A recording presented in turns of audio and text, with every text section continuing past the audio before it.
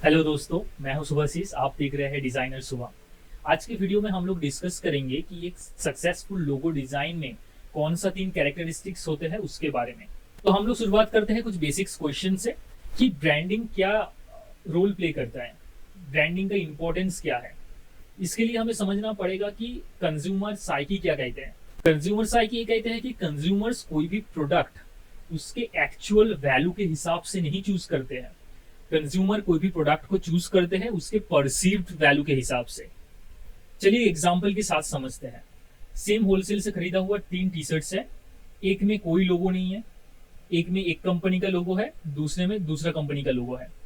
तो आप देख सकते हो कि जब कोई चीज ब्रांडिंग के साथ आता है तो उसका जो प्राइस है वो किस तरीके से डिफर करता है।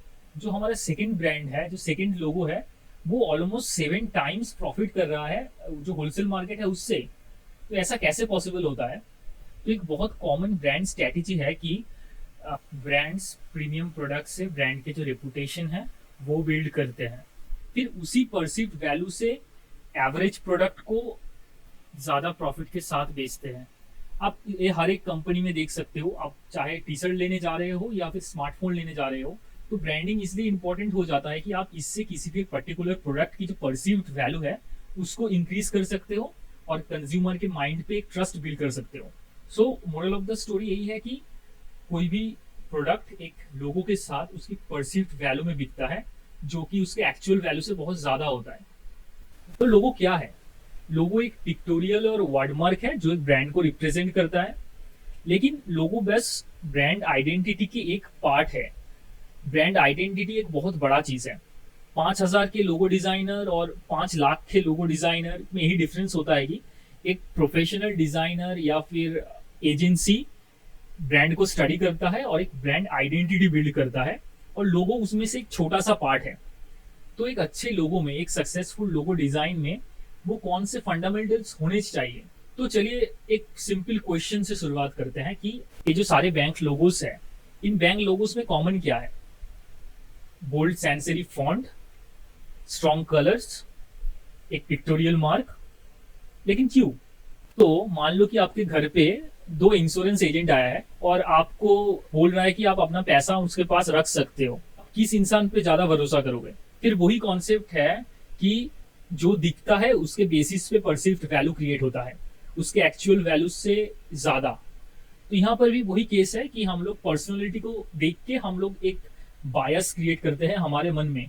तो एक अच्छे लोगों का जो फर्स्ट कैरेक्टरिस्टिक है वो होना है कि वो ब्रांड पर्सनैलिटी के साथ अलाइंड होना चाहिए। तो ब्रांड की जो पर्सनैलिटी है वो लोगों में दिखना चाहिए। तो अगर हम लोग डिकोड करें कि सारे बैंक लोगोस क्यों सेम दिखते हैं, सेम कैरेक्टरिस्टिक्स है, तो आपको मिलेगा कि बैंक का पर्सनैलिटी ट्रेट क्या है? भरोसा, ट्रस्ट, रिस्पॉन्सिबल होना।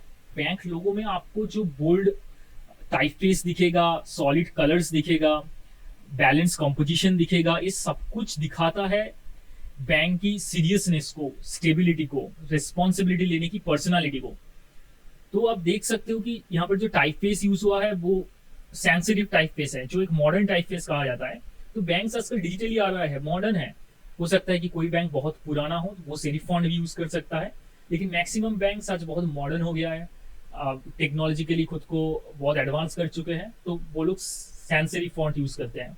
और पिक्टोरियल मार्क वो एक बहुत इंपॉर्टेंट ब्रांड टूल है कि अपने कंपनी के नाम के साथ एक पिक्टोरियल मार्क यूज करना, वो एक ब्रांडिंग का टूल है जो हम लोग बाद में डिस्कस करते हैं। तो फर्स्ट कैरेक्टरिस्टिक्स है जो एक अच्छे लोगों में होना ही चाहिए, वो है कि वो लोगो जो ब्रांड की पर्सनालिटी है उसको दिखाना चाहिए।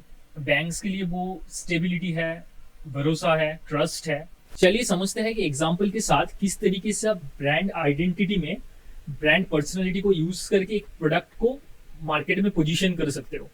तो एक मेल्स के लिए प्रोडक्ट बनाने वाले ब्रांड को लेते हैं जिलेट, और एक फीमेल्स के लिए प्रोडक्ट बनाने वाले कंपनी को लेते हैं विस्पर। तो अब ये जो लोगो है इनमें आप क्लियर डिफरेंस देख पाते हो कि जो मेल्स को टारगेट किया गया कंपनी है उसमें आपको extra bold modern sans serif font दिखेगा, म्यूटेड सॉलिड कलर दिखेगा, एंगुलर कट्स दिखेगा, जो कि ब्रांड पर्सनालिटी पोर्ट्रे करता है स्ट्रॉन्ग, मॉडर्न, मस्क्यूलिन। दूसरी तरफ विस्पर, यहाँ पर एक स्क्रिप्ट टाइपफेस को यूज किया गया है। सॉलिड के जगह पे एक ग्रेडियंट कलर को यूज किया गया है। आप एंगुलर कट्स के जगह पे कर्ल्स यूज किया गया है। तो ये क्या दिखाता है कि एक सॉफ्ट लेकिन मॉडर्न और फेमिनाइन तरीके का पर्सनालिटी। तो ये बहुत ही ब्लैक एंड व्हाइट चीज है कि एक मेल्स है एक फीमेल्स है, तो दोनों पर्सनालिटी दोनों ब्रांड अच्छे से पोर्ट्रे कर रहा है। लेकिन अगर एक दूसरे ब्रांड को यूनिक तरीके से पोजीशन करना हो इन दोनों के बीच में, तो वो कैसे करेगा? इसका एक बहुत अच्छा एग्जाम्पल है ओल्ड स्पाइस। अब ओल्ड स्पाइस की लोगों को देखो, ओल्ड स्पाइस की जो ब्रांड पर्सनालिटी है वो थोड़ा सा हटके है। वो मेल्स के लिए प्रोडक्ट बनाता है लेकिन वो हर एक मेल्स के लिए प्रोडक्ट नहीं बनाता है। तो अब ओल्ड स्पाइस को देखो, ओल्ड स्पाइस खुद को एक स्टाइलिश ट्रेडिशनल मस्क्यूलिन तरीके से एस्टैब्लिश करना चाहता है, जिसमें थोड़ा सा सॉफ्टनेस हो मस्क्यूलिन के साथ, जो थोड़ा सा फेमिनाइन क्वालिटी हो। तो ओल्ड स्पाइस खुद को किस तरीके से पोजीशन करता है, आप देखो कि ओल्ड स्पाइस का जो टाइप फेस है वो एक स्क्रिप्ट टाइप फेस है, लेकिन फर्स्ट लेटर कैपिटल है, टाइटल केस है, थोड़ा सा उसको स्ट्रॉन्ग दिखाने के लिए। जो कलर है वो म्यूटेड कलर है, लेकिन जो एंगल्स है वो कर्ल्स है, वो एंगुलर नहीं है। आप देख सकते हो कि ओल्ड स्पाइस कितने खूबसूरती से खुद को मार्केट में पोजीशन करता है, सिर्फ उसी मेल्स के लिए जो स्टाइलिश है। जिलेट है इन जनरल सारे मस्कुलिन बंदों के लिए, विस्पर है सारे फीमेल्स के लिए। तो आप देख सकते हो कि ब्रांड पर्सनालिटी कितना इंपॉर्टेंट है आपकी प्रोडक्ट को मार्केट में, किस ऑडियंस के सामने आप उसको प्लेस कर रहे हो उसके बारे में। तो आप कौन सा ब्रांड पर्सनालिटी पोर्ट्रे करना चाहते हो वो बहुत ज्यादा इंपॉर्टेंट हो जाता है। तो एक अच्छे लोगो डिजाइन में सबसे पहला और सबसे इंपॉर्टेंट चीज जो होना चाहिए वो है कि वो लोगो अपने जो विजुअल कैरेक्टरिस्टिक्स है उसके बेसिस पे कौन सा ब्रांड पर्सनालिटी पोर्ट्रे कर रहा है, वो विजुअल एलिमेंट्स किस तरीके से ब्रांड की जो पर्सनालिटी है उसको मार्केट में पोजीशन कर रहा है।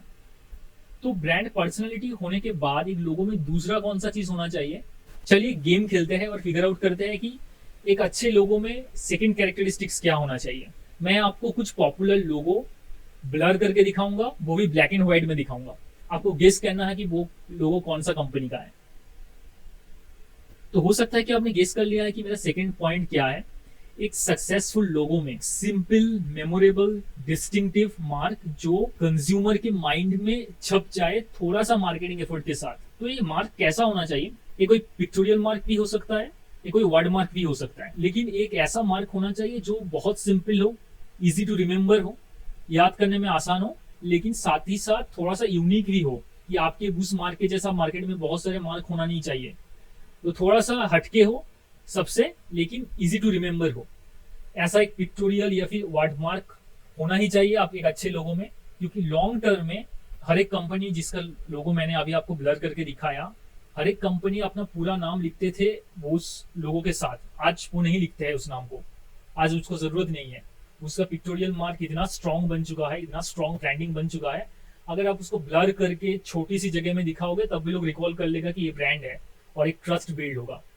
तो एक सक्सेसफुल लोगो डिजाइन में आइदर एक पिक्टोरियल मार्क या फिर वर्ड मार्क होता है जो यूनिक तरीके से खुद को अलग भी करे सबसे, उसमें ब्रांड की जो पर्सनैलिटी है वो भी रहे, और वो एक सिंपल मेमोरेबल मार्क हो।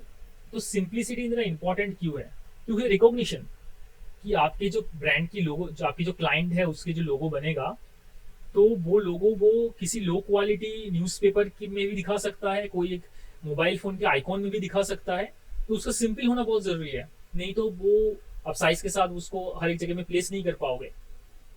दूसरा है कि वर्सेटाइलिटी, कि आप एक लोगो को किसी भी एक जगह में यूज कर सकते हो। मान लो कि आप एक क्रिकेट टूर्नामेंट हो रहा है, आप कैप्स में उसको आपके ब्रांड को स्पॉन्सर करना चाहते हो। आप आईपीएल में देखे होंगे कि बहुत सारे ब्रांड्स की लोगो जो क्रिकेटर की कैप्स है उसमें दूर से समझा ही नहीं जाता है कि वो कौन सा ब्रांड है, लेकिन अच्छा ब्रांड डिजाइन बहुत दूर से उतनी छोटी सी जगह में दिख जाता है कि हाँ ये ब्रांड वो है।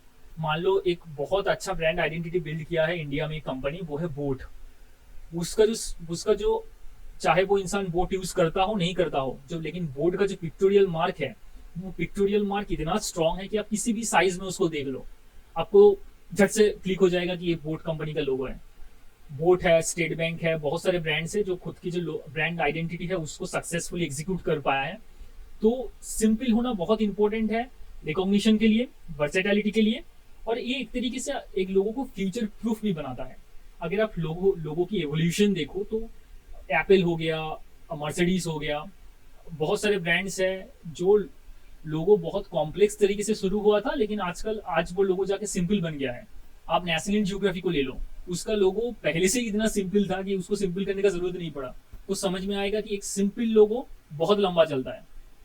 तो फिर थर्ड कैरेक्टरिस्टिक्स क्या है? दो तो हमने डिस्कस कर लिए कि एक ब्रांड पर्सनैलिटी दिखना चाहिए लोगों में, और दूसरा है कि एक simple, memorable but unique mark होना चाहिए। तीसरा कैरेक्टरिस्टिक्स क्या है लोगों का? मीनिंगफुल होना। सच बोलो तो मीनिंगफुल होना एक ऑप्शनल चीज है। जो पहले दो चीज हम लोग डिस्कस किए कि brand personality and distinctive mark, ये दोनों अगर सेटिस्फाई होता है तो लोगो गुड टू गो है।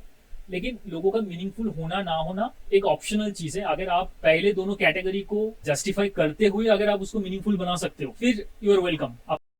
फॉर एग्जाम्पल, आप नेशनल जियोग्राफी के लोगों को ले लो और एप्पल के लोगों को ले लो।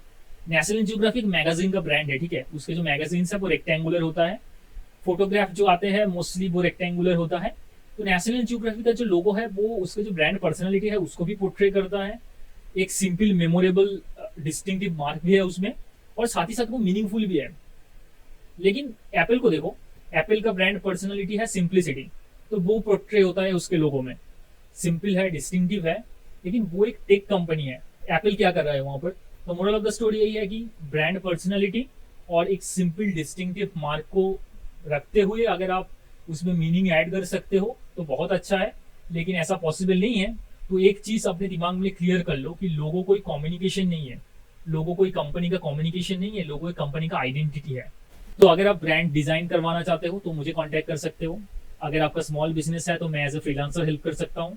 अगर आप कॉर्पोरेट से हो तो मैं जिस मार्केटिंग एंड एडवर्टाइजिंग एजेंसी में काम कर रहा हूँ उसके थ्रू आपको हेल्प कर सकता हूँ। चलिए, आज के लिए इतना ही। आप कमेंट में बताओ कि आपको किस तरीके का वीडियो चाहिए। ऐसे ही वीडियो के लिए आप चैनल को सब्सक्राइब करो, वीडियो को सबके साथ शेयर करना। मैं मोशन ग्राफिक्स, ग्राफिक डिजाइन और एडवर्टाइजिंग, मार्केटिंग के बहुत तरीके के वीडियोस लाने का कोशिश करूंगा। मिलते हैं आपसे अगले वीडियो में। जय हिंद, बाय।